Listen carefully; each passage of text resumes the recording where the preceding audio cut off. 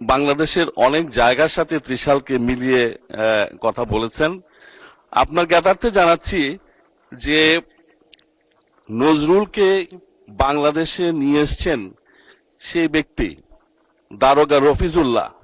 উনি এনে ত্রিশালের একটি ইউনিয়ন বইলর সেইখানে দারোগা বাড়িতে ওনাকে প্রথম নিয়ে আসেন এবং এই নজরুল কিশোরের অনেকটা সময় এই ত্রিশালে কাটান। ঐতিহ্যবাহী বিচুতিয়া বাড়িতে উনি থেকে নজরুল দৈরামপুর স্কুলে পড়াশোনা করেন। সেই বিশ্ববিদ্যালয়ের সামনের বটতলা এখনো তার স্মৃতি বিজড়িত বটতলা হিসাবে পরিচিত।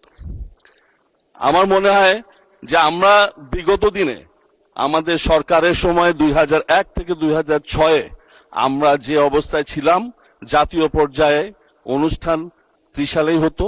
আমি অনুরোধ করব মাননীয় মন্ত্রীকে যে দয়া করে আমাদের নেত্রী দেশনেত্রী বেগম খালেদা জিয়া স্মৃতি বিজড়িত, উনি তিনবার সেখানে গিয়েছেন এই প্রোগ্রাম উদ্বোধন করতে। রেওয়াজ অনুযায়ী সেখানে এইবারও মাননীয় প্রধানমন্ত্রী ওনার যা উদ্বোধন অনুষ্ঠানে আমি আশা করব আপনারা সংস্কৃতি মন্ত্রণালয় থেকে সেই রেওয়াজটা অব্যাহত রাখবেন, ফিরায় নিয়ে আসবেন আগের ঐতিহ্য।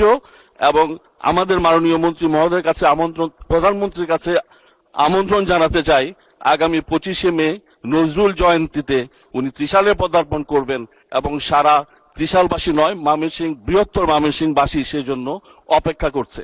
মাননীয় মন্ত্রী, আপনাকে অগ্রিম ধন্যবাদ জানিয়ে সেই কমিটির মিটিং এ ত্রিশালকে জাতীয়ভাবে পালনের সিদ্ধান্ত গ্রহণের সুবিধা করে আপনি যেন আমাদেরকে সবাইকে আগামী দিনের এই নজরুলকে আবার পুনরায় তার ঐতিহ্য ফিরে আনতে পারি সেই লক্ষ্যে কাজ করবেন, এই আশা রেখে আমি আমার কথা শেষ করছি। আমি মন্ত্রী মহোদয়ের কাছে আশা করি উনি এই ব্যাপারে নিশ্চয়ই আমার উত্তরে কিছু বলবেন।